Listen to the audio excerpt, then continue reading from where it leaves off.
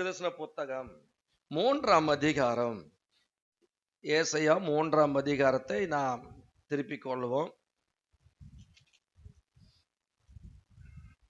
ஏசாயா 3ஆம் அதிகாரம், பக்கம் 808வது பக்கம், தமிழ் பைபிள்ல.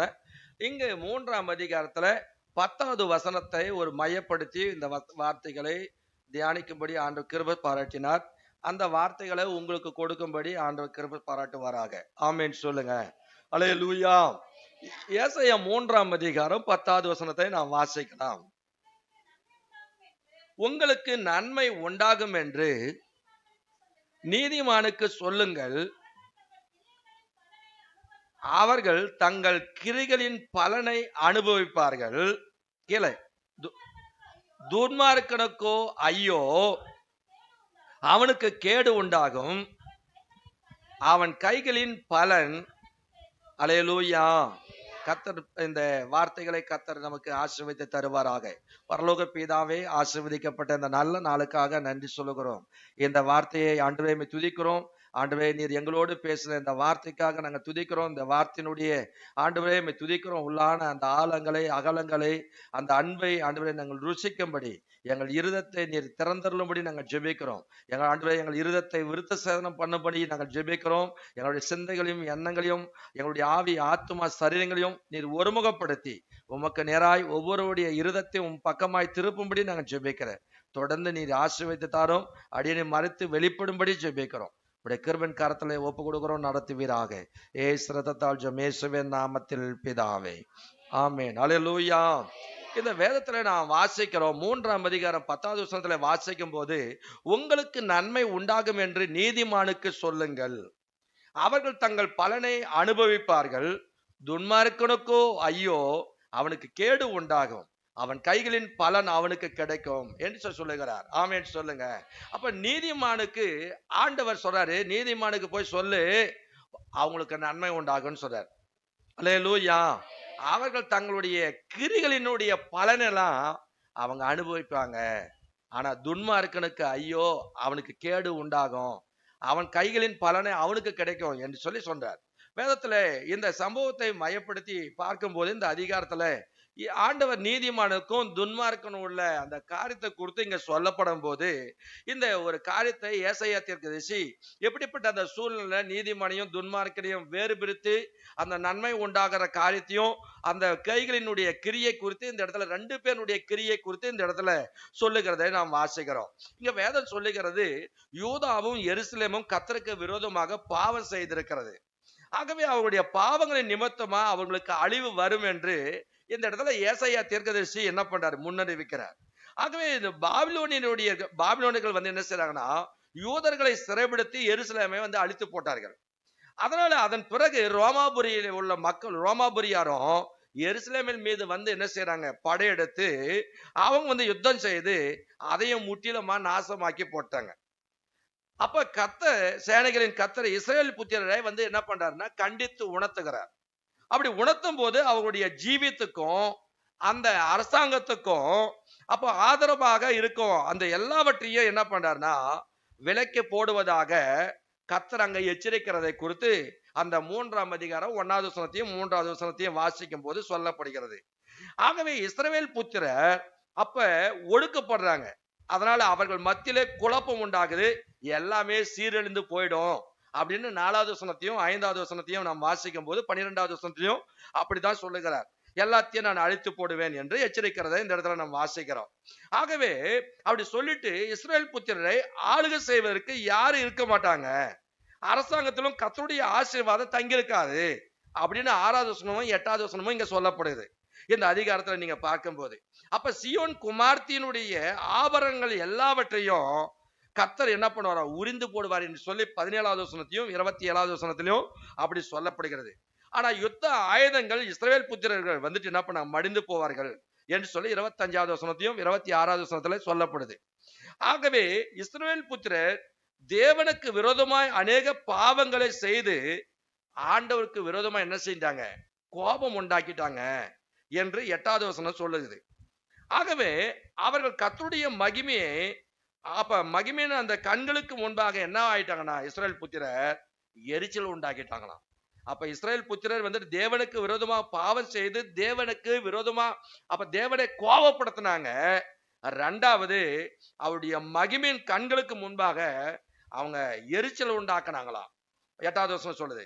ஆகவே 9வது வசனம் சொல்லுது அவர்கள் பாவத்தை வெளிப்படுத்துகிறவர்களா இருந்தாங்கன்னு சொல்லப்படுது. ஆமென் சொல்லுங்க. அல்லேலூயா.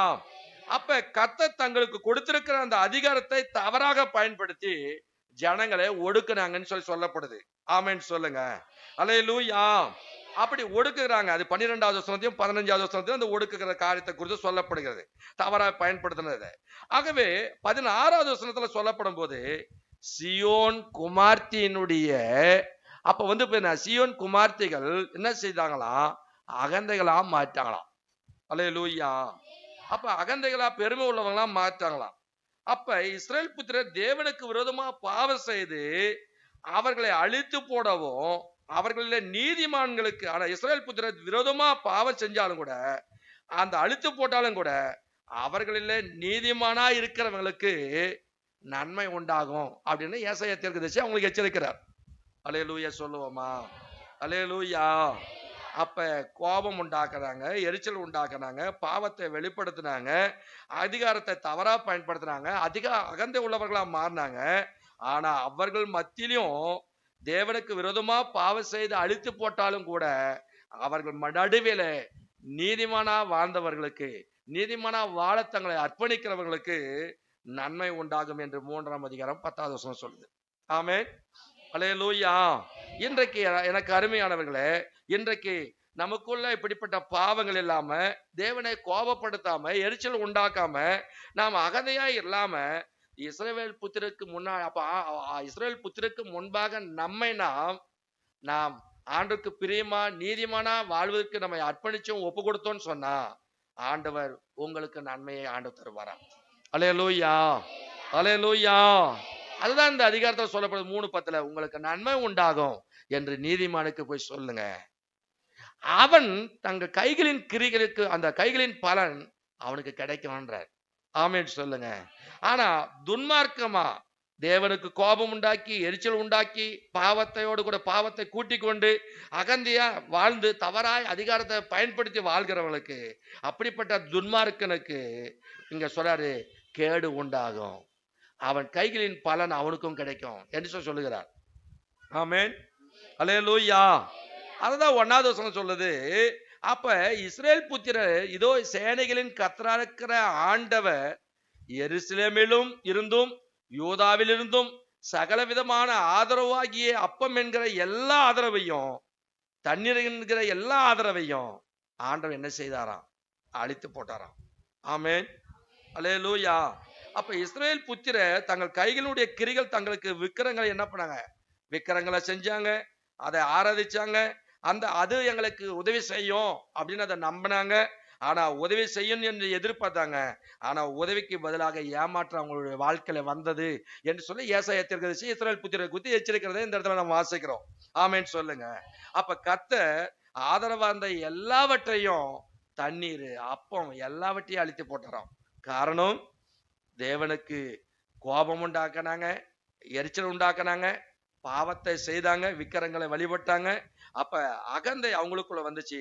தங்களுக்கு தவறாக வந்துட்டு என்ன பண்ணாங்க? அதிகாரத்தை பயன்படுத்துறதுனால இப்படிப்பட்ட மாற்றங்கள் எல்லாம் அவங்க வாழ்க்கையில வந்ததுனால ஆண்டவர் எச்சரிச்சும் கூட அவங்க கீழ்ப்படியாம போனதுனால அவர்கள் மத்தியில கீழ்ப்படிஞ்சு தேவனுக்கு பயந்து நீதிமானா வாழ்ந்தவங்களுக்கு நன்மை உண்டாகும் என்று அங்க ஆண்டவர் அங்க சொல்லுகிறதை நாம் வாசிக்கிறோம். ஆமென் சொல்லுங்க. அல்லேலூயா. அல்லேலூயா. ஆகவே வேதத்துல நான் வாசிக்கும் போது உங்களுக்கு நன்மை உண்டாகும் என்று சொல்லி 3:10 நாம் வாசிக்கிறோம். யாருக்கு ஆண்டவர் அந்த நன்மையை ஆண்டவர் உண்டாக்குவன்னு சொல்லி சொல்லுகிறாருன்னு சொன்னா நீதிமானுக்கு போய் சொல்லு அப்படின்னு சொல்றார். ஆமென். அல்லேலூயா. யாருக்கு அந்த நன்மை உண்டாகும்? நீதிமானா யார் வாழ்றாங்களோ அவங்களுக்கு. நீதிமானா நீதிமானா ரத்தத்தால கழுவப்பட்ட நீதிமான் இயேசுவின் ரத்தத்தாலே கழுவப்பட்ட நீதிமானா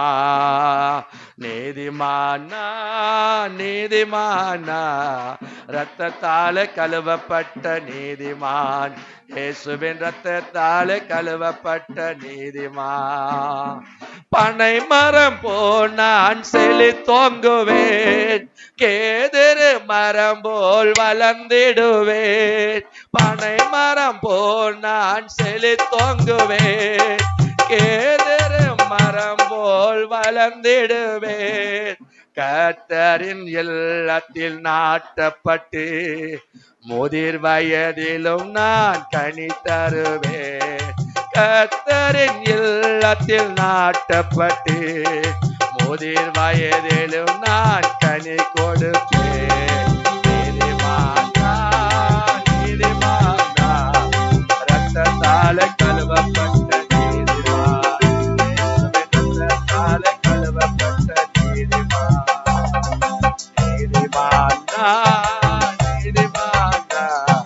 ரத்தத்தால கழுவப்பட்ட நீதிமான், இயேசுவின் ரத்தத்தால கழுவப்பட்ட நீதிமான். அல்லேலூயா. நாம் யாருக்கு அந்த நன்மை உண்டாகுமா? நீதிமானுக்கு நன்மை உண்டாகும் என்று ஏசாயா 3:10 வாசிக்கிறோம். அப்ப யாருக்கு உண்டாகும்? நீதிமானுக்கு சொல்லு போய் அவனுக்கு தான் நன்மை உண்டாகும். எப்படி, எதற்காக ஆண்டவர் அந்த நன்மையை ஆண்டவர் அந்த நீதிமானுக்கு கொடுப்பதுன்னு சொல்றாருன்னா, அங்க சொல்றாரு 3:10 சொல்றாரு பின்வரியில, அவர்கள் தங்கள் கைகளில் தங்கள் கிரிகளின் பலனை அவர்கள் அனுபவிப்பார்கள். ஆமென், அல்லேலூயா. அப்ப தங்கள் கிரியை பலனை கர்த்தர் அனுபவிக்கும்படிக்கு அந்த நன்மையை கர்த்தர் வழங்குவாரா? ஆமென். யார் அந்த நீதிமான்? அந்த குணாதிசயங்கள், அந்த நீதிமானுடைய குணாதிசயம் என்ன அப்படின்னு நீங்க பாத்தீங்கன்னா, நீதிமானுடைய 12 குணாதிசயங்களை குறித்து வேதத்துல ஒரு சில காரியங்களை உங்களுக்கு கோர்வையாக எழுதி வைத்திருக்கிறேன், வாசிக்கலாம். அப்ப நீதிமானுடைய 12 குணாதிசயங்கள். ஒன்று, அந்த நீதிமானுடைய குணாதிசயம் நம்பர் 1, கர்த்தருடைய காரியங்களிலே பயப்படுகிறவனாயிருப்பான். அவன் தான் அந்த நீதிமான். இரண்டாவது, யார் அந்த நீதிமான்? நீதிமான் கர்த்தரினுடைய கட்டளைகளிலே பிரியமா இருக்கிறவன். அல்லேலூயா. மூன்றாவது, யார் அந்த நீதிமான்? அவன் உத்தமமாய் வாழ்கிறவன். நாலாவது, யார் அந்த நீதிமான்? தேவனுடைய கிருபை உள்ளவனாய் இருப்பான். ஆமென் சொல்லுங்க. ஐந்தாவது, யார்? மனதுருக்கம் உள்ளவன். ஆறாவது, யார்? அவன் நீதி உள்ளவன். நம்ம படிச்சோம், நீதி உள்ளவன். கர்த்தர் நீதியின் மேல் தான் பிரியப்படுகிறவன். அப்ப நீதி உள்ளவனாயிருப்பான் அந்த நீதிமான். அடுத்தது, அந்த யார் அந்த நீதிமான்? தயவு உள்ளவன், மற்றவன் மேல தயவு பாராட்டுகிறவனாயிருப்பான். ஆமென் சொல்லுங்க. ஆகவே யார் அந்த நீதிமான்? மற்றவர்களுக்கு கடன் கொடுப்பவன். வேதத்திலிருந்து ஒரு சில சம்பவத்தை மையப்படுத்தி தான் இந்த காரியத்தை நீதிமான் யார் அப்படின்றத நான் உங்களுக்கு விளக்கம் கொடுக்கிறேன். அதனால மற்றவர்களுக்கு கடன் கொடுப்பவன், ஆகவே அவன் நீதிமான் என்று சொல்லப்படுகிறது. ஆகவே வந்துட்டு யார் அந்த நீதிமான்? தன்னுடைய காரியங்களிலே நியாயமாய் நடப்பவன். அல்லேலூயா, அல்லேலூயா. அடுத்தது 10வது, துர்ச்செய்தியை கேட்டாலும் அவன் பயப்படாதவனாய் கர்த்தருக்குள்ள இருதயத்துல திட நம்பிக்கையா இருப்பான்னு சொல்லி சங்கீதம் 112 நீங்க வாசித்தீங்கன்னா அந்த வசனம் அங்க மேற்கோள் காட்டும். ஆகவே துர்ச்செய்தியை அவன் கேட்டாலும் கூட பயப்படவே மாட்டான். அவன் தான் அந்த நீதிமான். அடுத்தது, யார் அந்த நீதிமான்? வாரி இறைப்பவன். தேவனுக்காக, தேவனுடைய ஆலயங்களுக்காக, தேவ ராஜ்யம் கட்டப்படுவதற்காக யார் வாரி இறைக்கிறாங்களோ அப்படிப்பட்டவன் தான் அவன் நீதிமான். ஆமென் சொல்லுங்க. யார் அந்த நீதிமான்? கடைசியாக 12வது அந்த குணாதிசயம், ஏழைகளுக்கு கொடுப்பவன். அல்லேலூயா. இந்த நீதிமானுடைய குணாதிசயங்கள், நம்ம பயப்படுகிறவன், கர்த்தரின் கட்டளையிலே பிரியப்படுகிறவன், உத்தமன், கிருபை உள்ளவன், மனதுருக்க உள்ளவன், நீதி உள்ளவன், தயவு உள்ளவன், மற்றவர்களுக்கு கடன் கொடுப்பவன். கடன் கொடுக்கறதுனா 10 ரூபாய் வட்டிக்கு கொடுக்கறவன் இல்ல, இல்லாத பட்சத்துல அவனுக்கு உதவி செய்கிறவன் அவன்தான். நீயோ கடன் கொடுப்பாய், கடன் வாங்காதிருப்பாய்ன்னு சொல்ற. ஆனா உபாகமத்துல அழகா நீங்க படிச்சீங்கன்னா தெரியும், சகோதர இடத்துல கடன் கொடுத்தாலும் அவன்கிட்ட வட்டி வாங்க கூடாதுன்னு சொல்லப்படுது. யார் அந்த சகோதரன்? நம்ம தான் சகோதரங்க. அல்லேலூயா.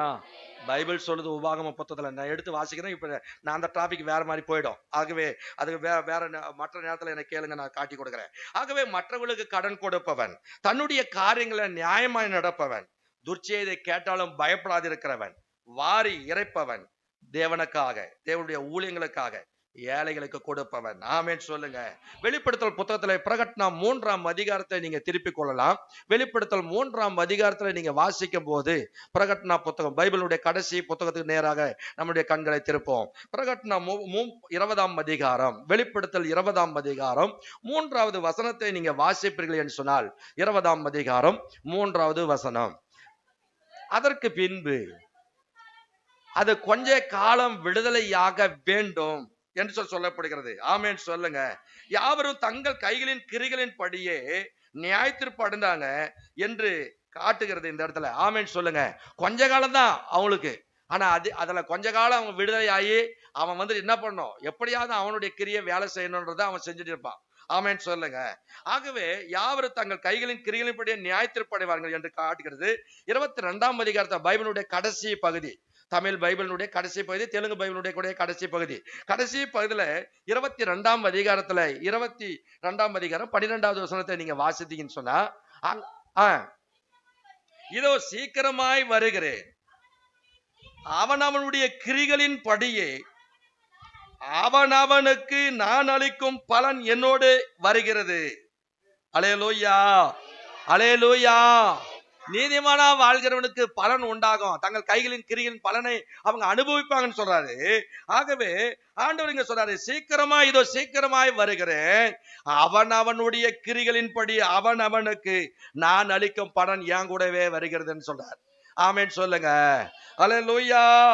அப்ப மனிதனுடைய கிரியை வேற என்ற வார்த்தையை இன்று ஆழமா நம்ம ஆராய்ந்து பார்ப்போம் சொன்னா, இங்க நம்ம வாசிக்கும் போது என்ன சொல்லப்படுது வாசிக்கலாம்.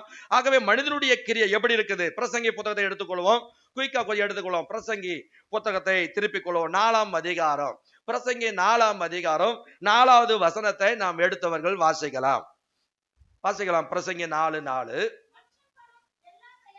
அப்ப அங்க சொல்றாரு, மனிதன் படும் பிரயாசம் எல்லாம், எல்லா கிரியையும், அப்ப சொல்றாரு மனிதன் படும் எல்லா பிரயாசமும் பயன்படும். அப்ப எல்லா என்ன சொல்றாரு, பயன்படும் எல்லா கிரியையும் அயலானுடைய பொறாமைக்கு ஏதுவா இருக்கிறதை நான் கண்டேன், இதுவும் மாயையும் மனதுக்கு சஞ்சலமா இருக்கிறது.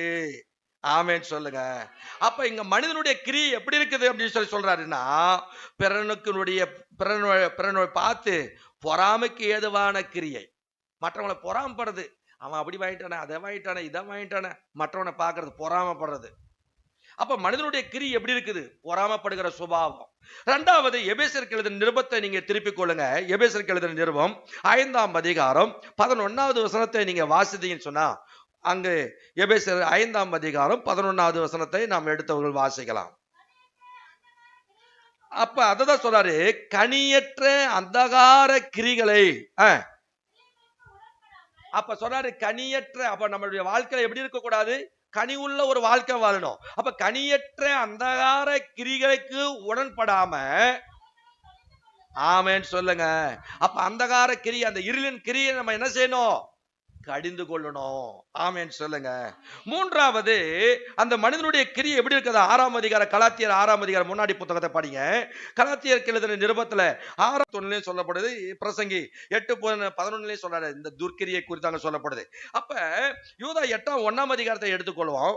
வெளிப்படுத்தல் புத்தகத்துக்கு அடுத்தது முன்னாடி புத்தகத்தை, யூதா புத்தகத்துல பொதுவான நிருபத்தை எடுத்து வாசிக்கும் போது 1:14 வாசிக்கும் போது, ஆதாமுக்கு 7ஆம் தலைமுறையான ஏனோக்கும் இவர்களை குறித்து இதோ எல்லாருக்கும் நியாய தீர்ப்பு கொடுக்கிறதுக்கும் அவர்களில் அவபக்தி உள்ளவர்கள் யாவரும் அவபக்தியாய் செய்து வந்த சகல அவபக்தியான கிரிகளின் நிமித்தமும் தமக்கு விரோதமாய் அவபக்தி உள்ள பாவிகள் பேசின கடின வார்த்தைகள் எல்லாவற்றின் நிமித்தமும் அவர்களை கண்டிக்கிறதுக்கு ஆயிரமான பரிசுத்தவான்களோடு கூட கர்த்தர் வருகிறார் என்று முன்னறிவித்தான். அல்லேலூயா. ஆதாமுக்கு 7ஆம் தலைமுறையான இந்த ஏனோக்கு, அப்ப பாருங்க, ஆயிரமான பரிசுத்தவான்களோடு கூட வந்து கண்டிக்கிறதுக்கு, அவபக்தியாய் பேசின சகல அவபக்தியான அந்த கிரிகள் நிமித்தம் பேசின கண்டிக்கிறதுக்கு, பாவிகள் பேசின கடின வார்த்தைகள் எல்லாவற்றின் நிமித்தமும் கண்டிக்கிறதுக்கு ஆயிரமான தூதர்களோடு கூட கர்த்தர் வரப்போகிறார் என்று சொல்லி அறிவிச்சான். ஆமென் சொல்லுங்க. அல்லேலூயா. அப்ப இப்போ நாம பார்த்தோம், பிறருக்கு பொறாமையான கிரியை, அந்தகார கிரியை, சுய கிரியை, மாம்சத்தின் கிரியை, சத்த கிரியை, துர்க்கிரியை. ஆகவே இங்க நம்ம பார்த்த யோதாவுல அவபக்தியான கிரியை. ஆமென் சொல்லுங்க. அதே பிரகடன புத்தகத்துல 2ஆம் அதிகாரத்துல நீங்க வாசித்தீங்கன்னா, 2ஆம் அதிகாரம் 6வது வசனம், வெளிப்படுத்தல் 2:6 வாசித்தீங்கன்னா, நான் வெறுக்கிற நிக்கோலாய் மதத்தினுடைய கிரிகளையும் நீ வெறுக்கிறாய், இது உன்னிடத்துல உண்டு என்று சொல்கிறார். ஆமென் சொல்லுங்க. இது மத சம்பந்தமான ஒரு கிரியை குறித்தாங்க சொல்றார், வைராக்கியத்தை. ஆமென் சொல்லுங்க. இங்க சொல்றார். அடுத்தது உபாகம புத்தகத்துல திவ்ய உபதேச கண்டம்ல நீங்க வாசித்தீங்கன்னா 29ஆம் அதிகாரம், உபாகமம் 29ஆம் அதிகாரம், திவ்ய உபதேச கண்டம் 29ஆம் அதிகாரம். இங்க நீங்க வாசித்தீங்கன்னா 29ஆம் அதிகாரம் 17வது வசனத்தை நீங்க வாசித்தீங்கன்னு சொன்னா, 29ஆம் அதிகாரம் 17வது வசனத்தை இங்க நாம் வாசிக்கும் போது அங்க சொல்ற, அவர்களுடைய அருவருப்புகளையும் அவர்களிடத்துல இருக்கிற மரமும் கல்லும் வெள்ளியும் பொன்னுமான அவர்களுடைய நரகலான தேவர்களையும் கண்டிருக்கிறீர்கள் என்று சொல்கிறார். ஆமென் சொல்லுங்க. அப்ப என்ன கிரியை? மத சம்பந்தமான கிரியை குறித்து சொல்றாரு. இந்த திவ்ய உபதேச கண்டம்ல உபாகமத்துல எழுதும் போது ஜாதிகளுடைய கிரியை குறித்து என்ன பண்றாரு அங்க சொல்லுகிறத நாம் வாசிக்கிறோம். ஆமென் சொல்லுங்க. அப்ப நீ சாமத்துல புத்தகத்துல நீங்க வாசித்தீங்கன்னா 11ஆம் அதிகாரத்துல வாசிக்கும் போது 8வது வசனத்துல வாசித்தீங்கன்னா, நீதிமொழிகள் 8ஆம் அதிகாரம் அங்க வாசித்தீங்கன்னா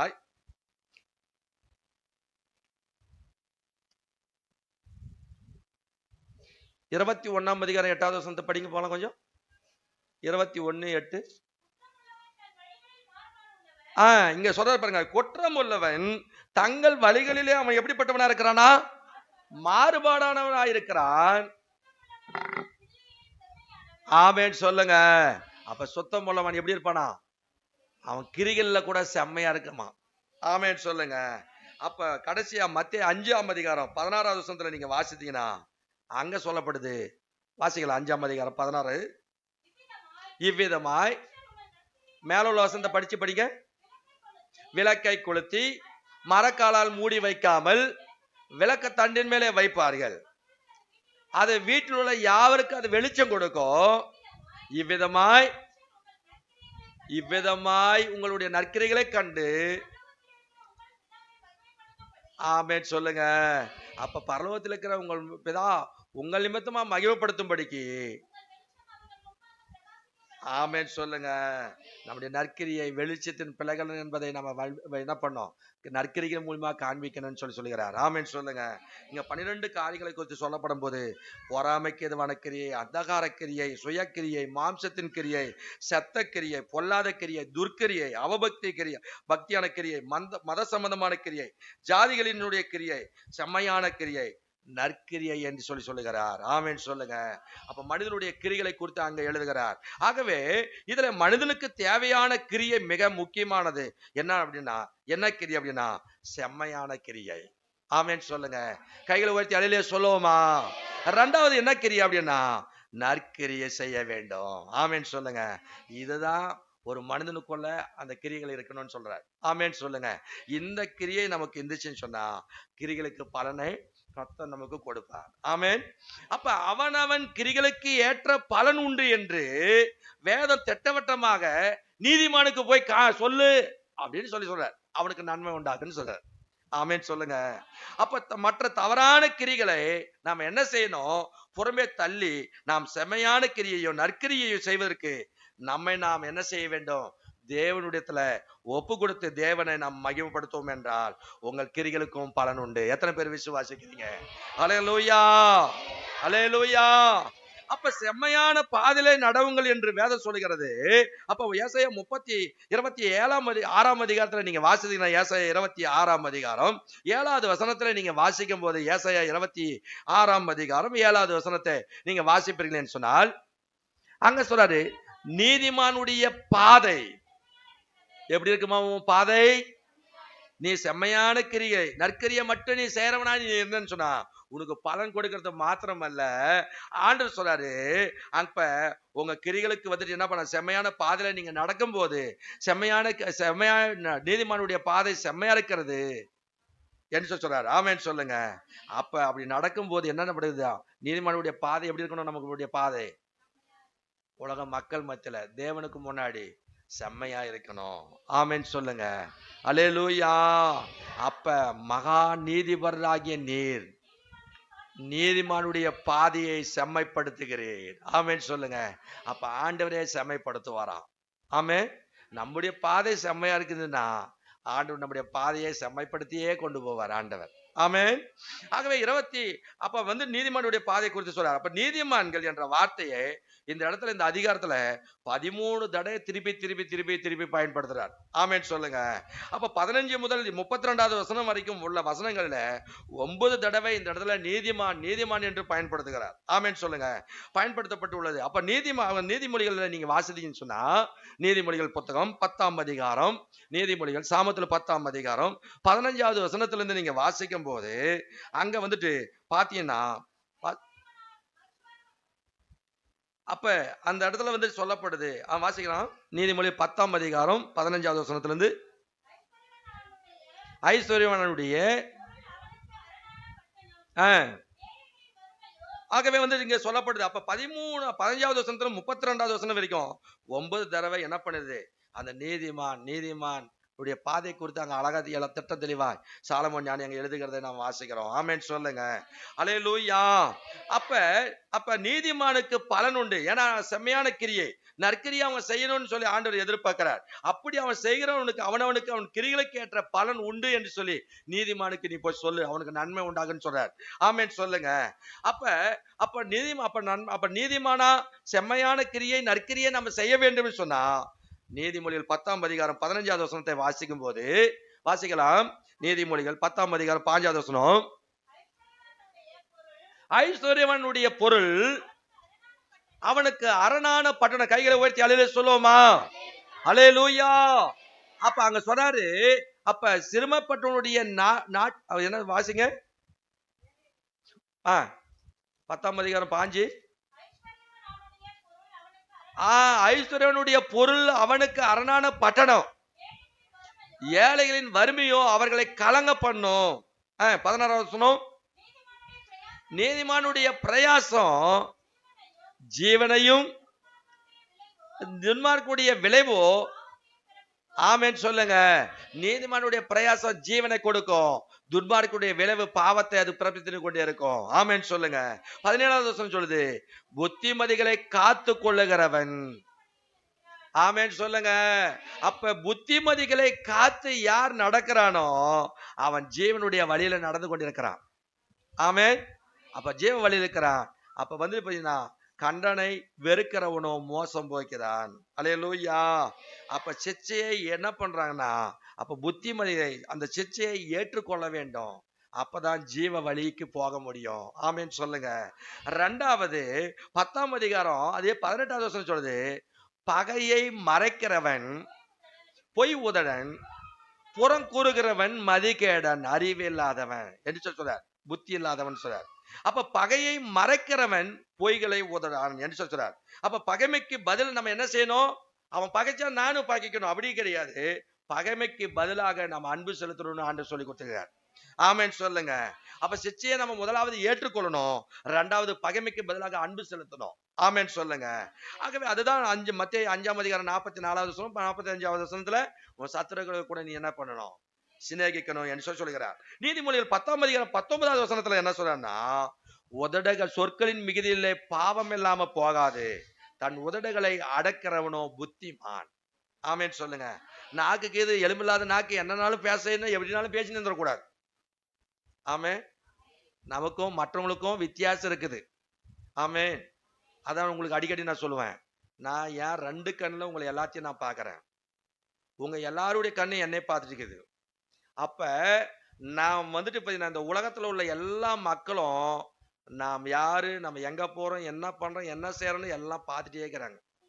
ஆமேன்னு சொல்லுங்க. அவங்களுக்கு மத்தியில நம்ம ஜீவ வழியில நடக்கிறவங்களா நம்ம இருக்கணும். ஆமேன்னு சொல்லுங்க. அதான் சொல்றாரு, உதடுகளை அடக்கிறவன். நீ ஒண்ணு பேசுன, அவங்க ஒண்ணு பேசுனா நீ 10 பேசுறன்னா, சர்ச்சில் வந்த அந்நிய பாஷை, அங்க போனா நவமான பாஷை. இத பேசினா புத்திமானா நீ? யோசித்துப்பார். ஆமேன். அதனால அப்ப உதடுகளை நாம் என்ன செய்யணும்? மூன்றாவது அடக்கணும். சிச்சையை நாம் ஏற்றுக்கொள்ளணும். பகைமைக்கு பதிலாக அன்பு செலுத்தணும்.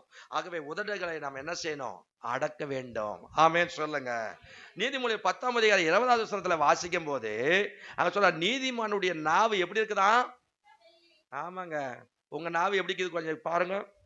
சுத்த வெள்ளியா தக தக தக தகதான் அந்த வெள்ளியை வந்து அந்த பாருங்க ஜுவல்ஸ் கடைகள் வச்சிருப்பான். தக தக தக அவன் போட்டு வச்சிருக்கான் அந்த லைட்டுங்களே. அதை போய் அது மேல விட்ட உடனே என்ன பண்ணுது? கண்ணு பறிக்கிற மாதிரி இருக்குது. உங்க உங்க நாவு எப்படிக்குது கொஞ்சம் பாருங்க கொஞ்சம். அல்லேலூயா. அப்படிதான் தக தக தக மின்னுக்குதா, ஜொலிக்குதா, இல்ல என்னக்குதுன்னு பாருங்க. ஆமே.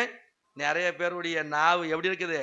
சுத்த வெள்ளியாக்குதா, இல்ல அப்படியே வெத்தலை பாக்கு போகல ஆன்ஸ் கட்டா குச்சி எல்லாத்தையும் போட்டு அதக்கினீங்களா பாருங்க. ஆமேன்னு சொல்லுங்க. அல்லேலூயா. நீதிமானுடைய நாவு சுத்த வெள்ளி, துன்மார்க்கனுடைய மனம் அற்ப வெள்ளையும் பெறாது. ஆமேன்னு சொல்லுங்க. அப்ப நம்ம நீதிமொழி அந்த 10ஆம் அதிகாரம் 20வது வசனத்துல என்ன சொல்றதுன்னா, அப்ப நீதிமானுடைய வெள்ளி சுத்த வெள்ளியை போல அநேகரை நாம போஷிக்கிறவங்களா இருக்கணும். அதுக்கு நிறைய வசனங்கள் இருக்குது. ஆகவே அதை நம்ம பார்க்கலாம். அப்ப அநேகரை நாம போஷிக்கிற உதடுகளா நம்ம இருக்கணும். ஆமென். அல்லேலூயா. ஆகவே வந்து நீதிமொழி 10ஆம் அதிகாரம் 23வது வசனத்துல என்ன சொல்றன்னா, தீவினை செய்வது மூடனுக்கு என்ன பண்ணும்? ஏதாவது ஒண்ணு குத்தி விட்டு அப்படியே குத்தி விட்டுட்டு தெரியாதவங்க நடிக்கிறது. அவனுக்கு விளையாட்டா இருக்கும், ஆனா அங்க பத்தி எரிஞ்சுன்னு இருக்கும் ஒரு பக்கம். இது அவங்களுக்கு வேலை, அதுதான் வேலையே சிலருக்கு. ஆமென் சொல்லுங்க. அல்லேலூயா. அதனால வந்து அப்ப வந்து இங்க வேதம் சொல்லுது, ஒழுங்கற்ற அந்த நடத்தையை நாம என்ன செய்யணும்? வெறுத்து ஒதுக்கணும். ஆமென் சொல்லுங்க. அல்லேலூயா. அந்த ஒழுங்கற்ற அந்த நடத்தை நமக்குள்ள என்ன பண்ணக்கூடாது? இருக்கக்கூடாது. ஆகவே நீதிமொழிகள் 10ஆம் அதிகாரம் 24வது வசனத்துல வாசித்தீங்கன்னா, துன்மார்க்கனுக்கு பயப்படும் காரியம் அவனுக்கு வந்து நேரிடும். ஆமென் சொல்லுங்க. நீதிமான் விரும்புகிறது, நீதிமான் விரும்புறத ஆண்ட கொடுப்பாராம். விசுவாசிக்கிறீங்களா? அல்லேலூயா. ஆனா துன்மார்க்கனுக்கு பயப்படும் போது காரியம் அவனுக்கு வந்து நேரிடுமா? நீ அவனுக்கு பயப்பட்டனா பாருங்க, யோபு புத்தகத்துல கூட பாருங்க 5ஆம் அதிகாரத்துல கடைசியில பார்க்கும்போது, அவன் வந்துட்டு பெரிய கோடீஸ்வரனா வாழ்ந்தாலும் அவன் வந்து சொல்றான், அவன் வந்து என்ன பண்ணிக்கிறான், இவ்வளவு வந்து ஆடுகள் இருக்குது, 7000 ஆடு இருக்குது, 3000 ஒட்டங்குது, 500 கழுது, 500 ஏர்மாடு, திரளான படிவிடக்காரன், இவ்வளெல்லாம் இருக்குது, 10 புள்ள இருக்குது, எல்லாம் இருக்குது, எனக்கு என்ன போய் இது சாத்தான் எதனா பண்ணிடுவானா? அப்படி ஏதோ அவன் மனசுல கொஞ்சம் நினைச்சிருக்கான் பொழுது, நான் நினைத்த காரியம், நான் நினைத்தது எனக்கு நேரிட்டதுன்னு சொல்றான். ஆமென் சொல்லுங்க. நாம வந்துட்டு அவன் சாத்தானை பத்தி அவன் எதனா பண்ணிடுவானா, அவன் என்னை அழிச்சிடுவானா, செஞ்சிடுவானா, சாத்தானை பத்தி நம்ம என்ன பண்ணக்கூடாது? பயப்படவே கூடாது. ஆமென் சொல்லுங்க. அவன் நீ அழிஞ்சு போயிடு, ஒண்ணுமில்லாத ஆயிடுவானா, நம்ம அழிய மாட்டோம், சொல்றவன் அழிஞ்சிடுவான். நம்ம எதை விதைக்கிறோம் அதை அறுப்போம். ஆமென் சொல்லுங்க. நல்லதை விதைச்சா நல்லதை அறுப்போம், கெட்டதை விதைச்சா கெட்டதை தான் இருக்க முடியும். ஆமென் சொல்லுங்க. அல்லேலூயா. நீ நெல்லை விதைச்சிட்டு போய் அங்க வந்து கேவரை பார்த்தா கேவர் இருக்காது. எதை விதைச்சா அதை தான் அறுக்க முடியும். ஆமென் சொல்லுங்க. நல்லதை விதைச்சா நல்லதை அறுக்க முடியும். ஆமென் சொல்லுங்க. அதனால சரியான அப்ப வந்து இப்ப நீதிமொழி 10:24 என்ன சொல்றேன்னா, அப்ப சரியான அந்த 24வது வசனம், துன்மார்க்கு பயப்படும் காரியம் அவனுக்கு வந்து நேரிடும், நீதிமான் விரும்புகிற காரியம் அவனுக்கு கொடுக்கப்படும். ஆமென் சொல்லுங்க. சரியான அஸ்திபாரத்தின் மேல, கிறிஸ்துவின் அஸ்திபாரத்தின் மேல நீங்க கட்டப்படுங்க, கர்த்தர் நீங்க விரும்புறதெல்லாம் கர்த்தர் கொடுத்துருவார். ஆமென். விசுவாசிக்கிறீங்களா? அல்லேலூயா. அல்லேலூயா. அப்ப யெகோவாவின் வழி வந்துட்டு நீதிமொழி 10:27 படிச்சு பாருங்க, கர்த்தருக்கு பயப்படுதல் ஆயுஸ் நாட்களை பெருக பண்ணும், துன்மார்க்கரின் வருஷங்களோ குறுகி போகும். ஆமென் சொல்லுங்க. அப்ப யெகோவாவினுடைய வழியில நீங்க நடக்கிறேன்னு சொன்னா அரணா இருப்பீங்க. ஆண்டவர் பாதுகாப்பு தருவார், ஜீவனை கூட்டி கொடுப்பார். ஆமென் சொல்லுங்க. அல்லேலூயா. அதுதான் அங்க கீழே 28வது வசனம் சொல்லுது, நீதிமானுடைய நம்பிக்கை மகிழ்ச்சி ஆகும், துன்மார்க்குடைய அபட்சியமோ அழிஞ்சு போகும்னு சொல்றார். ஆமென் சொல்லுங்க. அல்லேலூயா. அல்லேலூயா. அப்ப அரணா நம்முடைய வழிகளை அரணா கர்த்தர் நம்மை பாதுகாப்பார். ஆமென். அப்ப நம்ம நற்கிரியை செய்யணும், அததான் நம்முடைய கிரியை. அப்ப வந்து எப்படி இருக்கணும்? நம்முடைய வெளிச்சம் மற்றவங்களுக்கு முன்பாக பிரகாசிக்கிறதா இருக்கணும். அதுதான் மத்தேயு 5:14 நம்ம படிச்சோம். அப்ப நற்கிரியை செய்யும்படிக்கு நம்ம என்ன செய்யிருக்கோம்? ஆண்டவர் நம்ம அழைக்கப்பட்டிருக்கிறோம். ஆமென் சொல்லுங்க. நற்கிரியை செய்யறதுக்கு அழைக்கப்பட்டவங்க எல்லாம் எத்தனை பேர் சொல்றீங்க முடியும் உங்களால? உண்மையா சொல்ல முடியுமா? மற்றவங்களுக்கு நான் நல்லதை தான் செய்யணும், என்னால முடிஞ்சதை கர்த்தர் எனக்கு கொடுத்ததுல நான் செய்ய போறேன் அப்படின்றவங்க எல்லாம் நற்கிரியை செய்யறவங்களுக்கு கர்த்தர் பலனை கொடுப்பார். அல்லேலூயா. அப்ப நற்கிரியை செய்யும்படி தான் நம்ம ஆண்டவர் நம்ம அழைத்திருக்கார். அதான் எபேசியர் 2ஆம் அதிகாரத்துல 10வது வசனத்துல நீங்க வாசித்தீங்கன்னா, எபேசியருக்கு எழுதின நிருபத்துல 2ஆம் அதிகாரம் 10வது வசனத்துல நீங்க வாசித்து பாருங்க. அங்க சொல்றாரு பாருங்க, ஏனெனில் நற்கிரிகளை செய்கிறதற்கு நாம் கிறிஸ்து இயேசுவுக்குள் சிருஷ்டிக்கப்பட்டு தேவனுடைய செய்கையாய் இருக்கிறோம். அவைகளில் நாம் நடக்கும்படி அவர் முன்னதாகவே அவர்களை ஆயத்தம் பண்ணியிருக்கிறார். நீங்க நற்கிரியை செய்யணும்னு தான் கர்த்தர் உங்களை முன்கூட்டியே அழைச்சி தெரிஞ்சு கொண்டிருக்கிறார். ஆமென் சொல்லுங்க. அதனால அது செய்யறதுக்கு தான் உங்களை ஆண்டவர் அழைச்சிருக்கிறார். செய்வீங்களா உலக மக்களுக்கு முன்னாடி? ஆமென் சொல்லுங்க. 2 கொரிந்தியர் 5ஆம் அதிகாரத்துல 17வது வசனத்துல வாசித்து பாருங்க. 2 கொரிந்தியர் 5ஆம் அதிகாரம் 17வது வசனம். அங்க என்ன சொல்றாரு வாசிக்கலாம். 5ஆம் அதிகாரம் 17வது வசனம். பழைய அப்ப சொல்றாரு, இப்படி இருக்க ஒருவன் கிறிஸ்துவுக்குள் இருந்தால் புது சிருஷ்டியா இருக்கிறான். அப்ப பாத்தீங்கன்னா ஆண்டவருக்குள்ளே இருக்கும் போது நாம் ஒவ்வொரு நாளும் புது சிருஷ்டியா மாறிக்கொண்டே இருப்போம். ஆமென் சொல்லுங்க. அல்லேலூயா. அப்ப கீழே சொல்லிட்டு சொல்றாரு பாருங்க, அப்ப பழையவைகள் எல்லாம் ஒளிந்து போயின. அப்ப எல்லாம் புதுசா மாறணும் வாழ்க்கை அப்படின்னா பழசெல்லாம் ஒளிஞ்சி, அப்ப பழச ஒழிக்காம புதுசு வராது. ஆமே. கிறிஸ்துவுக்குள் இருந்தாதான். நம்ம கிறிஸ்துவுக்குள்ள இருக்கிறோமா வெளியேக்கிறோமா யோசித்துப்பார். ஏசுனார் வெளியேக்கிறாரா உள்ளக்கிறாரா? ஒருத்தர் சொன்னாங்க, ஒருத்தர் ஒரு இடத்துல நான் ஊழியத்தை செய்யணும் போது ஒருத்தர் என்ன பண்ணாரு, அவர் கொலை செஞ்சுட்டு என்ன பண்ணார், கொலை கேஸ்ல ரொம்ப நாளுக்கு ஜெயில இருந்துட்டு அதுக்கு பிறகு விடுதலை பெற்று அவர் என்ன பண்ணார், அவருக்கு தண்டனை வருஷங்கள் முடிஞ்சு அவர் வந்துட்டார். இப்ப வந்துட்ட உடனே ஒரு சர்ச்சுக்கு போனாராம். அப்படி சர்ச்சுக்கு போன போது திடீர்னு என்ன பண்ணிட்டாங்களாம், எல்லாரும் அப்படியே அவரவே ஒரு மாதிரியா பார்த்துட்டே இருந்தாங்களாம். எல்லாரும் மாதிரியா பாக்குறதுனால என்ன பண்ணிட்டாராம், என்னடா நம்ம எல்லாரும் ஒரு மாதிரியாவே பாக்குறாங்களே அப்படின்னு சொல்லிட்டு உடனே என்ன பண்ணிட்டாராம், வெளியே போயிட்டாராம். வெளியே போய் என்ன பண்ணிட்டாராம், வெளியே போய் உட்காந்துக்கினாராம். உள்ள சர்ச்சில இருந்து வெளியே போய் உட்காந்துட்டாராம். உக்காந்துட்டு சரி கேட்டு போலாம் அப்படின்னு சொல்லிட்டு கேட்டு போயிட்டு மறுவாரம் மறுபடியும் என்ன பண்ணாருன்னா வேற ஒரு சர்ச்சுக்கு போறோம்னா அங்கேயும் இவர் என்ன பண்ணாங்க, எல்லாரும் இவரா இவரா இவரான்னு சொல்லி எல்லாருமே பார்த்து என்ன பண்ணாங்களாம், அவர் முறைச்சு திரும்பி திரும்பி பாக்குறத பார்த்த உடனே அவர் மனசாட்சிக்கு ரொம்ப கஷ்டப்பட்டு என்ன பண்றாராம், என்னடா அங்க போனா அங்க அப்படி இருக்காங்க, இங்க போனா இங்க அப்படி இருக்கிறாங்க அப்படின்னு சொல்லிட்டு என்ன பண்றாராம், போயிட்டாராம் வீட்டுக்கு. மறுபடியும் 3வது வாரமும் என்ன பண்ணாராம், மறுபடியும் இன்னொரு சர்ச்சுக்கு போய்க்கிறாரு. சரி அங்கேயாவது போய் பார்க்கலாம் அப்படின்ட்டு அங்க போனா அங்கேயும் இவன் கொலைக்காரன், ஜெயிலிருந்து வந்தவன் அப்படின்னு அந்த பகை உணர்வோடு அவன் செஞ்ச தண்டனை, கொலை செஞ்சதுக்கு தகுந்த தண்டனை அனுபவிச்சுட்டு பல வருஷங்கள் இருந்துட்டு என்ன பண்ணிட்டான், கொசுக்கடியில அது இதுல இருந்துட்டு வந்துட்டான். இப்ப விடுதலை பெற்றான். இப்ப விடுதலை பெற்றவன் ஒரு மனம் திரும்பி அவன் ஆண்டவருடைய அன்பை பெற்றுக்கணும்னு தான் வந்திருக்கான் சபைக்குள்ள. அவனை அதே கண்ணோட்டத்துல பார்த்தா அவனை நம்ம ஏற்றுக்கொள்றோமா, நற்கிரியை காட்டுறோமா? நம்ம யோசிச்சுப்பார். உடனே 3வது சபைக்கு போனானா, 3வது சபையிலையும் இதே மாதிரி பார்த்துட்டு இருந்தாங்களாம். கடைசியா மனம் உடைஞ்ச உள்ளத்தோடு கூட, நான் இந்த ஆண்டோடைய அன்பை எனக்கு யாரும் கிடையாது, நான் செஞ்ச தப்புக்கு பாத்தீங்கன்னா தண்டனை அனுபவிச்சிட்டேன், அதனால யாருமே என்னை நேசிக்க மாட்டாங்களே அப்படின்ட்டு வெளியே போனா, ஒரு வெளியே போறதுக்கு போனாராம். ஒரு பெரியவர் உக்காந்துருந்தாராம். ஏப்பா போற அப்படின்னா, இன்னும் சர்ச்சையே முடியலையே, ஏன் போற அப்படின்னாராம். அதுக்கு என்னை எல்லாரும் என்னை அந்த பகை உணர்வோடைய கூட அந்த குற்ற உணர்வோடைய கூட என்னை பாக்குறாங்க, என்னை யாரும் ஏற்றுக்கொள்ள மாட்டாங்க. ஆனா உங்களுடைய அந்த ஏசப்பானுடைய அன்பை நான் தெரிஞ்சுக்கணும்னு நினைக்கிறேன், ஆனா யாரும் என்னை என்ன பண்ண மாட்டாங்க, நேசிக்க மாட்டேன்னாங்களாம். நான் உன்னை நேசிக்கிறேன்பா, நீ ஏப்பா கவலைப்படுறேன்ட்டு அந்த தாத்தா கையை போட்டாராம். அல்லேலூயா. ஆண்டவர் நாம் மனம் திரும்பிட்டுன்னு சொன்னா, ஆண்டவர்கிட்ட நம்முடைய வாழ்க்கையை ஒப்பு கொடுத்துட்டு சொன்னா, எப்பேற்பட்ட பாவியும் ஆண்டவர் ஏற்றுக்கொள்கிறவரா இருக்கிறார். ஆமேன்னு சொல்லுங்க. பாவத்தை வெறுக்கிறவர், ஆனா பாவியை நேசிக்கிற ஆண்டவர் நம்முடைய ஆண்டவர். அல்லேலூயா.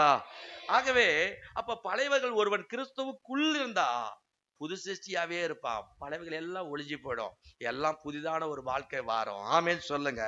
அப்போஸ்தலர் 10:38 வாசித்து பாருங்க. இயேசு கிறிஸ்து நசரனாகி இயேசுவை தேவன் பரிசுத்த ஆவியினாலும் வல்லமையினாலும் அபிஷேகம் பண்ணினார். ஆகவே வந்துட்டு பிசாசின் வல்லமையில அகப்பட்ட யாவரையும் அவர் சுகமாக்குறவராக குணமாக்குறவராகவும் நன்மை செய்கிறவராகவும் சுற்றி திருந்தார்னு சொல்லப்படுகிறது. ஆமேன் சொல்லுங்க. அப்பா நன்மை செய்தது போல அவருடைய பிள்ளைகளாகிய நாமும் என்ன செய்ய வேண்டும்? நம்மளால் முடிஞ்ச வரைக்கும் நன்மை செய்யணும். மற்றவங்களுக்கு நம்ம தீமை செய்யக்கூடாது. கைகளை உயர்த்தி அல்லேலூயா சொல்லுவோமா? அல்லேலூயா. ஏசாயா 61 அதிகாரத்துல பாருங்க, இயேசு கிறிஸ்து அந்த நற்கிரியை குறித்து அங்க சொல்றாரு பாருங்க. வாசிக்கலாம்.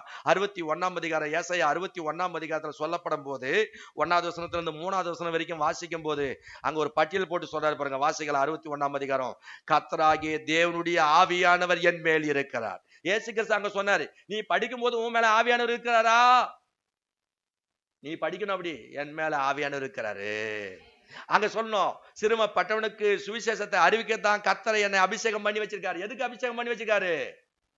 சிறுமப்பட்டு இருக்கிறவங்களுக்கு, ஏழை எளியவங்களுக்கு, கடன் பட்டு இருக்கிறவங்களுக்கு, வியாதியில பாதிக்கப்பட்டவங்களுக்கு, பிசாசு பலமினால அகப்பட்டவங்களுக்கு, அவங்களுக்கு போய் சுவிசேஷத்தை அறிவிக்கிறதுக்கு தான் கர்த்தர் நம்ம மேல அபிஷேகத்தை வச்சிருக்கிறார். ஆமேன்னு சொல்லுங்க. சர்ச்சில் வந்த உடனே ஆய் ஊன்னு குச்சிறதுனால அதுக்காக அபிஷேகம் கர்த்தர் சிறுமப்பட்டவங்களுக்கு சுவிசேஷத்தை அறிவிக்கிறத தான் கர்த்தர் நம்ம அபிஷேகம் பண்ணி வச்சிருக்கார். ஆமேன்னு சொல்லுங்க. கீழே சொல்றாரு பாருங்க, என்ன சொல்றாருன்னா, இருதயம் நொறுங்குண்டவர்களுக்கு காயம் கட்டுதலையும், சிறைப்பட்டவர்களுக்கு விடுதலையும், கட்டுண்டவர்களுக்கு கட்ட வீழ்த்தலை கூறவும், கர்த்தருடைய அனுக்கிரக வருஷத்தையும், நம்முடைய தேவன் நீதி சரிக்கட்டும் நாளை கூறவும், துயரப்பட்ட அனைவருக்கும் ஆறுதல் செய்யவும், சீயோனிலே துயரப்பட்டவர்களை சீர்படுத்தவும், அவர்களுக்கு சாம்பலுக்கு பதிலாக சிங்காரத்தையும், துயரத்துக்கு பதிலாக ஆனந்த தைலத்தையும், ஒடுங்கின ஆவிக்கு பதிலாக துதியின் உடையை கொடுக்கவும் அவர் என்னை அனுப்பினார். அல்லேலூயா. அதுக்கு தாங்க நம்ம ஆண்டவர் அனுப்பி வச்சுக்க. அப்ப இயேசு கிறிஸ்து அதுதான் சொன்னாரு, அதுக்கு தாங்க என்னை அனுப்பியிருக்காரு. அவர்கள் கர்த்தருடைய மகிமைக்கென்று நாட்டின நீதியின் விருட்சங்கள் எனப்படுவார்கள். ஒரு நீதியின் விருட்சமா ஒரு மரத்தை எப்படி வந்து பாருங்க, ஒரு வெட்டி போட்ட ஒரு மரம் அழகா துளுத்தி எவ்வளவு பசுமையா காட்சி அளிக்குதோ, அது போல அந்த விருட்சங்களை போல ஆண்டவர் மகிமைக்கு என்று கர்த்தர் நம்ம நாட்டு வரோம். இப்படிப்பட்ட காரியங்களை நம்ம செஞ்சீங்கன்னு சொன்னா ஆமேன் சொல்லுங்க. அப்ப நம்மள அந்த நற்கிரிகள் தொடர்ந்து கொண்டே இருக்கணும்னு தான் ஆண்டவர் விரும்புறார். ஆமேன் சொல்லுங்க. அதான் சொல்றார் ரோமர் எழுதின நிருபத்தில் 2ஆம் அதிகாரம் 7வது வசனத்துல நீங்க வாசித்தீங்கன்னு சொன்னா, ரோமர் எழுதின நிருபம் 2ஆம் அதிகாரம் 7வது வசனத்தை வாசிக்கும் போது அங்க சொல்றாரு பாருங்க, சோர்ந்து போகாமல் நற்கிரிகளை செய்து, நம்ம நற்கிரியை செய்யறதுல எந்த விதத்துல என்ன செய்யக்கூடாது? சோர்ந்து போக கூடாது. ஏதாவது ஆதாயம் கிடைக்குமா, இதை நம்ம பண்ணா இது கிடைக்குமா, இந்த எண்ணம் நமக்குள்ள இருக்கக்கூடாது. நம்ம செய்யறது யாருக்கு செய்யறோம்? தேவனுக்கு என்று செய்கிறோம் என்ற நிச்சயம் இருக்கணும். சர்ச்சில் வந்துட்டு பாத்தீங்கன்னா, சர்ச்சை முடிஞ்ச உடனே ஓடி போயிடுறீங்க. இதுல எவ்வளவு குப்பை இருக்குது, எவ்வளவு தூசி இருக்குது, எத்தனை பேப்பர் இருக்குது, எத்தனை பேர் மிட்டாய், அந்த மிட்டாய் சாக்லேட்டுங்களை தின்னு அங்க போட்டு வைக்கிறீங்க, எத்தனை பேர் அந்த பாயை கிழிச்சு பிச்சு பிச்சு போட்டு வச்சுக்கிறீங்க. இதெல்லாம் தூக்கி வைக்க கூட போகாத, நீங்க பாட்டுக்கு போறீங்க. சிலர் பேனாவில் போட்டு அந்த பாய்கள்லாம் கிறக்கிறது, இதெல்லாம் பண்ணிட்டீங்க. இதெல்லாம் வந்துட்டு என்னது? அதெல்லாம் நீங்க சர்ச்சில் எவனா எடுக்கட்டும், யாரோ தூக்கி வைக்கட்டும், நமக்கு என்ன, நம்ம வந்தமா முடிச்சுமா போய் நிற்கிறான். இதா நற்கரிய சோர்ந்து போகாம செஞ்சுட்டே இருக்கணும். எதை செஞ்சாலும் கர்த்தருக்கென்று நான் செய்யறேன்ற ஒரு நிச்சயம் நமக்குள்ள இருக்கணும். ஆமேன்னு சொல்லுங்க. அதான் சொல்றாரு, சோர்ந்து போகாமல் நற்கிரிகளை செய்து மகிமையும் கனத்தையும் அழியாமையும் தேடுகிறவர்களுக்கு நித்திய ஜீவனை ஆண்டவர் அளிப்பாராம். உனக்கு பரலோகம் வேணும்னா சோர்ந்து போகாம நற்கிரி செஞ்சுட்டே இரு. ஆமேன்னு சொல்லுங்க. நீ செய்ய செய்ய மகிமையும் கனத்தையும் ஆண்டவர் அழியாமையும், அப்ப ஆண்டவர் நீ தேடத்தினால அந்த நித்திய ஜீவனை ஆண்டவருக்கு தருவாராம் பரிசா. ஆமேன்னு சொல்லுங்க. அதனால 2 கொரிந்தியர் 9ஆம் அதிகாரத்துல நீங்க வாசித்தீங்கன்னு சொன்னா, 2 கொரிந்தியர் 9ஆம் அதிகாரம் 8வது வசனத்தை நீங்க வாசிக்கும் போது, 2 கொரிந்தியர் 9ஆம் அதிகாரம் 8வது வசனத்தை நாம் வாசிக்கலாம். மேலும்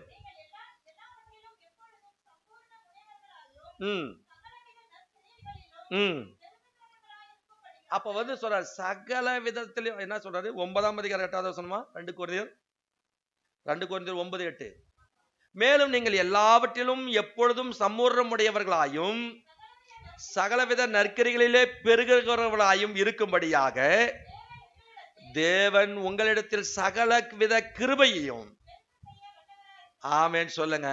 அப்ப சகல வித கிருபையும் பெருக செய்ய வல்லவரா இருக்கிறாரு. அதனாலதான் சொல்ற, வாரியத்தான் ஏழைகள் கொடுத்தான், அவன் நீதி என்றென்றைக்கு நிற்கும். ஆமேன்னு சொல்லுங்க. அல்லேலூயா. அப்ப நாம் நற்கிரியை செய்வதில் சோர்ந்து போகக்கூடாது. சோர்ந்து போகாம செய்ய நித்திய ஜீவனை கொடுக்கிறது மட்டுமல்ல, நம்மளை ஆண்டவர் பெருக செய்வாராம். ஆமென். அல்லேலூயா.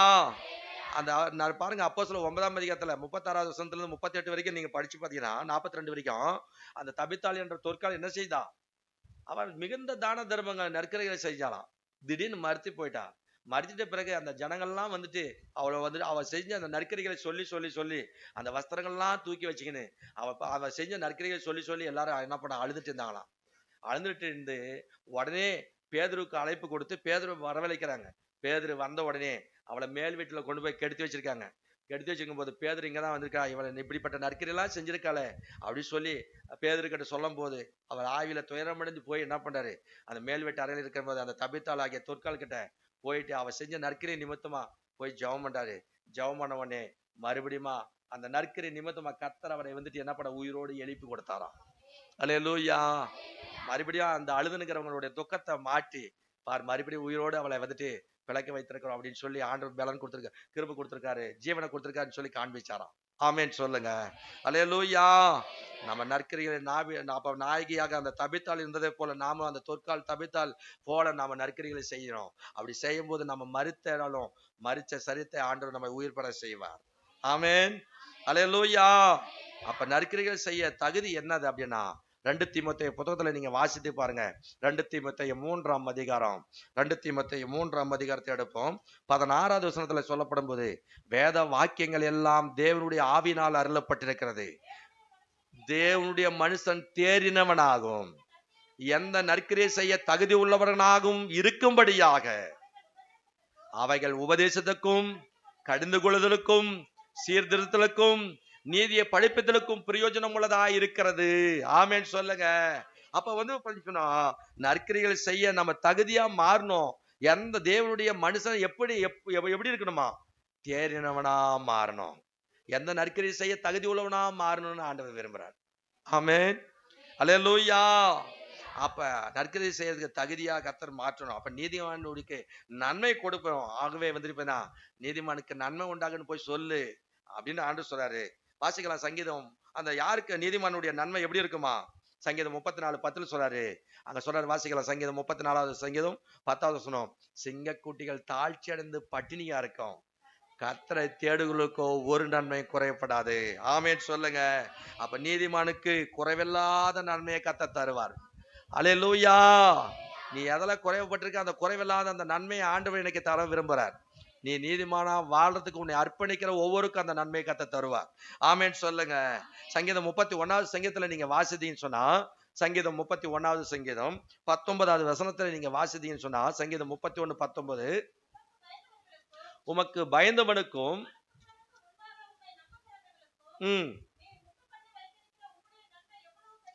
ஆமேன் சொல்லுங்க. அப்ப ஆண்டவர் சொல்றாரு உமக்கு பயந்தவர்களுக்கும். அப்ப ஆண்டவருக்கு நம்ம யாருக்கு பயப்படணுமா? கர்த்தருக்கு பயப்படணும். ஆமேன் சொல்லுங்க. உமக்கு பயந்தவர்களுக்கும் மனுப்புத்திற்கு முன்பாக உம்மை நம்புகிறவர்களுக்கும் நீர் உண்டு பண்ணி வைத்திருக்கிற உம்முடைய நன்மை எவ்வளவு பெரிதா இருக்கிறது. அப்ப அப்ப ஆண்டவருக்கு அப்ப மற்ற மனுபுத்திற்கு முன்னாடி அப்ப நீ எப்படி இருக்கணும்? அவரையே நம்பி இருக்கிறவனா இருக்கணும். நீ சுதந்து போடு, என்னான்னு கடவுளை தான் நம்புறான், எங்க எனக்கு இப்படிப்பட்ட காரியமெல்லாம் இருக்குதுன்னு அப்படி சொல்லக்கூடாது. ஆமேன் சொல்லுங்க. அவருக்கு பயப்படணும். அந்த மக்களுக்கு மத்தியில நீ அவரையே நம்பி இருக்கணும். அப்படி நம்பி இருந்தீனா கர்த்தர் உனக்கு பெரிய நன்மை செய்வாராம். அல்லேலூயா. அந்த பெரிய நன்மையை கர்த்தர் எதிர்பாருங்க. கர்த்தர் அந்த பெரிய நன்மையை கர்த்தர் தருவார். சகரியா புத்தகத்துல நீங்க வாசித்தீங்க. சகரியா 9ஆம் அதிகாரம். மத்தேயு புத்தகத்துக்கு முன்னாடி புத்தகம் மலாக்கியா, மலாக்கியாவுக்கு முன்னாடி சகரியா. சகரியா புத்தகத்தை நீங்க வாசிக்கும் போது வாசிக்கலாம். சகரியா 9ஆம் அதிகாரம் 12வது வசனத்தை நாம் வாசிக்கும் போது 9ஆம் அதிகாரம் 12வது வசனம். நம்பிக்கையுடைய சிறைகளே அரணுக்கு திரும்புங்கள், இரட்டிப்பான நன்மை தருவேன். நாளைக்கு தருவேன் இல்ல, இன்னைக்கு தருவேன். அல்லேலூயா. நீ அரணுக்கு திரும்பு, இரட்டிப்பான நன்மையை தருவேன், இன்னைக்கே தருவேன். ஆமென். விசுவாசிக்கிறீங்களா? நாளைக்கு இல்ல, இன்னைக்கே தருவேன்னு சொல்கிறாரு. நீ திறமனா போதும், அவர் பக்கமா திறமனா போதும், அந்த நீதிமானுடைய வாழ்க்கையை வாழறதுக்கு உன்னை ஒப்பு கொடுத்தா போதும், இன்னைக்கே அந்த இரட்டிப்பான நன்மையை உனக்கு தருவேன்னு சொல்றார். ஆமென். அல்லேலூயா. அப்ப ஆண்டவர் நீதிமானுக்கு நன்மை தருவாராம். எப்படி நன்மை தருவாராம்? குறைவில்லாத நன்மை தருவேன்னு சொல்லியிருக்கார். ஆமென் சொல்லுங்க. கார்த்திகை ராஜா சிங்கம் அதன் குட்டி கூட பசியா இருக்கும்.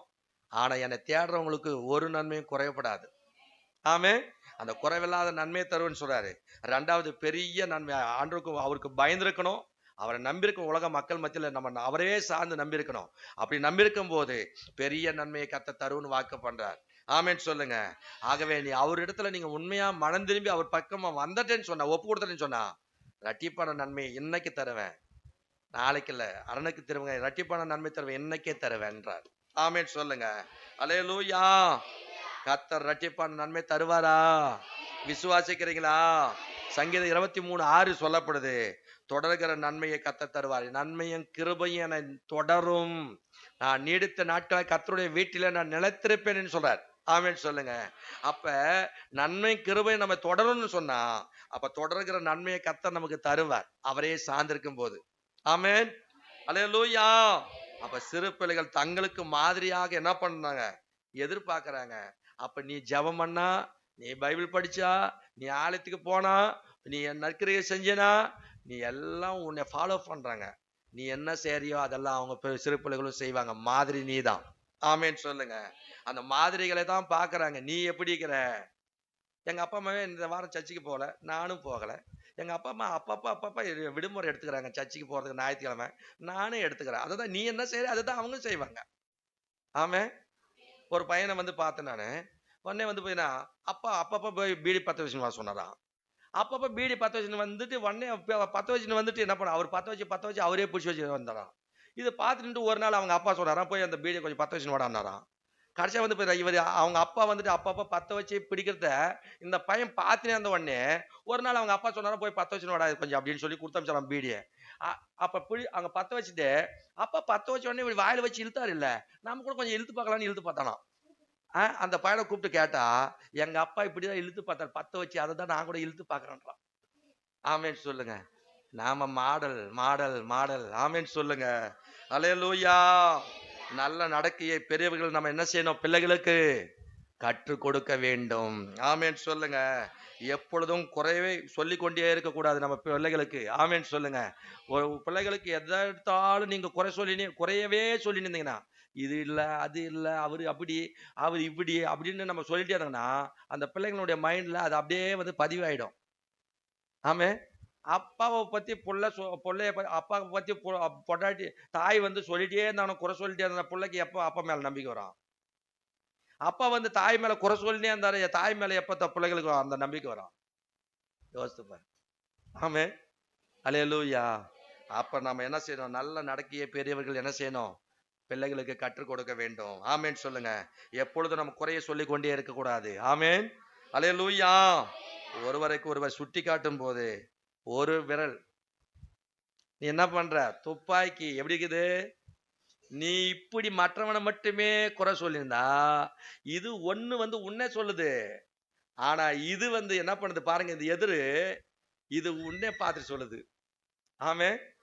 இது ஒண்ணுதான் உன்னை பார்த்துங்கிறதுங்க, 4 என்னைய பார்த்துங்கிறது. இது புரியுதா? 4 விரல என்னைய பார்த்துங்கிறது. நான் மற்ற ஒருத்தனை இப்படி பார்த்துங்கிறேன்னா 4 என்னைய பார்த்து, டே உங்ககிட்ட 4 காடிங்குது, அவன் ஒண்ணுதான் அப்படி காட்டுது. ஆமேன்னு சொல்லுங்க. அந்த மாதிரி ஒருவரை சுட்டி காட்டும் போது நம்மளுடைய மற்றவர்களை காட்டுகிற போல நம்ம என்ன பண்ணோம், நம்மை நாம் பாதுகாத்துக் கொள்ளணும். ஆமேன்னு சொல்லுங்க. அல்லேலூயா. அப்ப கற்றுக் கொடுக்க வேண்டிய காரியங்களை சிலதை நான் சொல்றேன். ஒரு நோக்கம் உள்ளவர்களா நம்ம இந்த உலகத்துல வாழ வேண்டும். ஆமேன். தன்னம்பிக்கை உள்ளவர்களா நம்ம இருக்கணும். ஆகவே கடின உழைப்பாளிகளா நம்ம இருக்கணும், சோம்பேறிகளா இருக்கக்கூடாது. ஆமேன் சொல்லுங்க. எதை செய்தாலும் ஒழுங்கும் கிரமமா நம்ம செய்து முடிக்க வேண்டும். ஆமேன் சொல்லுங்க. எதை செய்தாலும் கருத்தின்றி என்ன பண்ணோம், செய்து கற்றுக் கொடுக்க வேண்டும். ஆமேன் சொல்லுங்க. பாடங்களை கவனிச்சு அந்த படித்ததை நம்ம கற்றுக் கொடுக்கணும் நம்ம மற்றவங்களுக்கு. ஆமேன் சொல்லுங்க. இரக்கம் உள்ளவங்களா நம்ம இருக்கணும். ஆமேன். மற்றவங்க மேல பின்னாடிக்கிறவங்க சொல்லுங்க பாலா, மற்றவங்க மேல எப்படி இருக்கணும், அந்த 3 லைன் பின்னாடிக்கிறவங்க எப்படி இருக்கணும், அதுக்கு போல பொறுமை உள்ளவர்களாகவும் நம்ம இருக்கணும். ஆமேன்னு சொல்லுங்க. பொறுமை உள்ளவர்களாக, நட்புள்ளவர்களாக நம்ம என்ன செய்யணும், வாழ கற்றுக் கொடுக்கணும் பிள்ளைங்களுக்கு. ஆமேன்னு சொல்லுங்க. அல்லேலூயா. நம்ம கிட்ட களைய வேண்டியத, நம்ம விட்டு எடுபட வேண்டியத காரியங்களை நாம் எடுத்துடணும். அதே மாதிரி பிள்ளைங்கிட்ட எடுக்க வேண்டியதை எடுத்துடணும். இப்படி எல்லாம் இருக்கக்கூடாது, அப்படி செய்யணும், அதெல்லாம் எடுத்துரு, இது ஆண்டவருக்கு பிரியமில்லைன்றதை என்ன பண்ணும், நீங்களும் கலைக்கணும், களைய வேண்டியதை கலைக்கணும், பிள்ளைங்கிட்ட இருக்கிறத எடுக்க வேண்டியதை எடுத்துடணும். அப்படி நீங்க கற்றுக் கொடுக்கணும். எப்படி சொல்லணும்? அது கடினமாவா, கோபமாவா, முறுமுறுத்துனா இல்ல, அன்புடன் ஞானத்தோடு அப்படி நம்ம சொல்லி கொடுக்கணும். ஆமேன்னு சொல்லுங்க. அப்படி கற்றுக் கொடுங்க, கர்த்தர் உங்களை ஆசீர்வதிப்பார். அந்த ஏசாயா 3ஆம் அதிகாரத்துல வேதம் சொல்லுகிறது, ஆகவே நன்மை உண்டாகும் என்று நீதிமானுக்கு சொல்லுங்கள், தங்களுக்கு பலன் அவனுக்கு உண்டாகவும் என்று சொல்றார். ஆமென் சொல்லுங்க. அல்லேலூயா. உங்களுக்கு நன்மை உண்டாகும் என்று நீதிமானுக்கு சொல்லுங்கள், அவர்கள் தங்கள் கிரிகளின் பலனை அனுபவிப்பார்கள். அப்ப ஆண்டவர், நீங்கள் உங்கள் கிரிகளுக்கு ஏற்ற பலனை கர்த்தர் உங்களுக்கு தருவார். நீதிமானா வாழுங்க, வாழ்வுக்கு உங்களை ஒப்பு கொடுங்க, நற்கிரியில செம்மையான வழிகளுக்கு உங்களை ஆயத்தப்படுத்துங்க, ஒப்பு கொடுங்க. கர்த்தர் உங்களை ஆசீர்வதித்து அந்த நன்மைகளை கொடுத்து மேன்மைப்படுத்துவார். ஆனா துன்மார்க்கனுக்கோ ஐயோ என்று சொல்லிட்டார். ஆனா துன்மார்க்கன் தன் பலனை, தங்கள் கிரிகளின் பலனை எல்லாம் அவங்க அனுபவிப்பாங்க. ஆமென், அல்லேலூயா. ஆனா நீதிமானுக்கு நன்மை உண்டாகும். அப்படி கர்த்தர் உங்களை ஆசீர்வதிப்பாராக. பரலோக பிதாவே, ஆசீர்வதிக்கப்பட்ட இந்த நல்ல நாளுக்காக நன்றியோடு துதிக்கிறோம், ஸ்தோத்திரிக்கிறோம், உம்மை வாழ்த்துகிறோம், உம்மை வாழ்த்தி வரவேற்கிறோம். ஆண்டவரே, இந்த கால வேளையில, இந்த மனமகிழ்ச்சியான அந்த ஓய்வு நாளில நீதிமானுக்கு ஆண்டவரை துதிக்கிற நன்மை உண்டாகும் என்று சொல்லுங்கள், தங்கள் கிரிகளின் பலனை அவர்கள் அனுபவிப்பார்கள் என்று சொன்னீங்களே. ஆனால் துன்மார்க்கனுக்கு ஐயோ, அவன் தன் பலனை அவன் அனுபவிப்பான் என்று சொல்லியிருக்கிறீங்க. நாங்கள் துன்மார்க்கனாய் நாங்கள் வாழாதபடிக்கு நீதிமானாய் நாங்கள் வாழ்ந்து ஆண்டவரே உம்முடைய ரத்தத்தினால மீட்கப்பட்ட நாங்கள் ஆண்டவரே உலகத்திலே ஆண்டவரே கர்த்தாவே சேற்றிலே கடந்த எங்களை நீங்க தூக்கி எடுத்து எங்களை ஆண்டவரே துதிக்கிறோம். ஆண்டவரே சுவிசேஷத்தை நற்செய்தி அந்த நற்கரியை காண்பிப்பதற்கு எங்களை தெரிந்து கொண்டிருக்கீங்க, எங்களை அழைத்திருக்கீங்க. ஆண்டவரே மற்றவங்களுக்கு முன்னாடி ஆண்டவரே நாங்கள் வெளிச்சம் கொடுக்கிறவர்களாய், மற்றவங்களுக்கு ஆண்டவரே வெளிச்சம் கொடுக்கிறவர்களாய், மலை மேல உள்ள ஒரு பட்டணமாக, உலகத்துக்கு உப்பாக ஒளியாக ஆண்டவரே அந்த நீதிமானுக்கு ஏற்ற ஒரு வாழ்க்கை வாழ்ந்து கனி கொடுக்க இன்றைக்கு யாரெல்லாம் தங்களை அர்ப்பணிக்கிறாங்களோ, யாரெல்லாம் தங்களை ஒப்பு கொடுக்கிறாங்களோ, ஆண்டவரே உம்மை ஒருபோதும் ஆண்டவரே கோபப்படுத்தாதபடிக்கு, ஒருபோதும் ஆண்டவரே எரிச்சல் உண்டாக்காதபடிக்கு, ஆண்டவரே தங்கள் வழிகளை விட்டு ஆண்டவரே வேறு வழியில போய்விடாதபடிக்கு ஆண்டவரே ஆண்டவரே துதிக்கிறோம். ஆண்டவரே அகர்ந்து உள்ள ஒரு வாழ்க்கை வாழாதபடிக்கு இன்றைக்கு அந்த நீதிமானுடைய பாதையை போல அந்த நீதிமானுடைய வழியை அறிந்து கொண்டு நடப்பதற்கு ஒப்பு கொடுக்கிற ஒவ்வொரு பிள்ளைகளுக்கும் நன்மை உண்டாகும்படி நான் ஜெபிக்கிறேன். ஒவ்வொருக்கும் அந்த நன்மை உண்டாகட்டும். குறைவில்லாத நன்மையை நீங்க தருகிற தேவன், இரட்டிப்பான நன்மையை தருகிற தேவன் நீர் ஆண்டவரே. பெரிய நன்மைகளை செய்கிற தேவன் நீர் ஆண்டவரே. அந்த நன்மைகளை இந்த மாதத்துல இன்றிலிருந்து அவங்க அனுபவிப்பார்களாக இயேசுவின் நாமத்தினாலே என்று சொல்லி நான் வாழ்த்தி உம்முடைய பிள்ளைகளை ஆசீர்வதிக்கிறேன். ஆண்டவரே, ஏசாயா தீர்க்கதரிசி அன்றைக்கு இஸ்ரேல் மக்களை எச்சரித்ததை, இஸ்ரேல் புத்திரை எச்சரித்ததை போல இந்த எச்சரிப்பின் வார்த்தைகளை கேட்டு மனம் திரும்பி ஆண்டவரே உம் பக்கமாய் திரும்புகிற ஒப்பு கொடுக்கிற ஒவ்வொரு பிள்ளைகளை நீர் ஆசீர்வதித்து அவங்க எதிர்பார்க்கிற நன்மைகளை, நீதிமான் விரும்புகிற காரியம் அவனுக்கு கொடுக்கப்படும் சொன்னீங்களே, அவங்க எதிர்பார்க்கிற நன்மைகளை கொடுத்து ஆசீர்வதித்து மேன்மைப்படுத்தும்படியா நாங்கள் ஜெபிக்கிறோம். தடைகளை மாற்றி போடுவீராக. விக்கிரங்களை தேடி ஆண்டவரே விக்கிரங்களை செய்து அந்த விக்கிரங்களை எங்களுக்கு உதவி செய்யும் என்று சொல்லி அவங்க ஏமாற்றம் அடைஞ்சதை போல ஏமாற்றம் அடையாதபடிக்கு ஜீவனுள்ள தேவன் பேர்ல, ஆண்டவரே நீதி உள்ள தேவன் பேர்ல, இரக்கமுள்ள தேவன் பேர்ல நம்பிக்கை வைத்து உம் பக்கமாய் நீர் செய்ததை போல அந்த நற்கிரிகளை இவர்கள் செய்து ஆண்டவரே இந்த பூமியில வாழ்ந்திருக்க கர்த்தர் உதவி செய்யும்படி நாங்கள் ஜெபிக்கிறோம். அப்படி கிரியை செய்யுங்க, நாமத்தை மகிமைப்படுத்துங்க. எந்த விதத்திலும் சத்ருவுக்கு இடம் கொடுக்காதபடிக்கு, அவனை மேன்மைப்படுத்தாதபடிக்கு ஆண்டவரே எடுக்க வேண்டிய காரியங்களை தன்னுடைய சரீரத்துல, தன்னுடைய மாம்சத்துல ஆண்டவரே எடுக்க வேண்டிய களைய வேண்டிய காரியங்களை களைந்து போட, ஒரு பழைய மனுஷனை அவனுடைய செய்கைகளை களைந்து போட்டு ஒரு புதிதாக்கப்பட்ட ஒரு புதிய மனுஷனை தரித்து கொண்டிருக்கிறீங்களே என்று சொன்ன வார்த்தையின்படி ஆண்டவரே அந்த புதிய மனுஷனுடைய சாயலை நம்முடைய பிள்ளைகளை அணிந்து அந்த நித்திய ஜீவனை பெற்றுக்கொள்ள கர்த்தர் ஆயத்தப்படுத்தும்படி நாங்கள் ஜெபிக்கிறோம். இந்த வார்த்தையை கேட்ட ஒவ்வொரு பிள்ளைகளையும் தனித்தனியாய் பேர்பராய் கரந்தொட்டு ஆசீர்வதிங்க. ஒவ்வொரு எதிர்பார்க்கிற அந்த நன்மையை கர்த்தர் கொடுத்து மேன்மைப்படுத்தும்படி ஜெபிக்கிறேன். தொடர்ந்து வழிநடத்தும், காத்துக்கொள்ளும், பெரிய காரியங்களை செய்யும். ஏசு ரத்தத்தால் ஜெபம், இயேசுவின் நாமத்தில் பிதாவே. என் ஆத்துமாவே கர்த்தரை ஸ்தோத்திரி, என் முழுவதுமே அவருடைய பரிசுத்த நாமத்தை ஸ்தோத்திரி. என் ஆத்துமாவே கர்த்தரை ஸ்தோத்திரி, கர்த்தர் செய்த சகல உபகாரங்களையும் மறவாதே. ஆமென். அல்லேலூயா, அல்லேலூயா, அல்லேலூயா. கர்த்தர் உங்களை ஆசீர்வதிப்பாராக. நம்ம ஞானசன் எடுத்தவங்க மாத்திரம் உட்காருவோம்.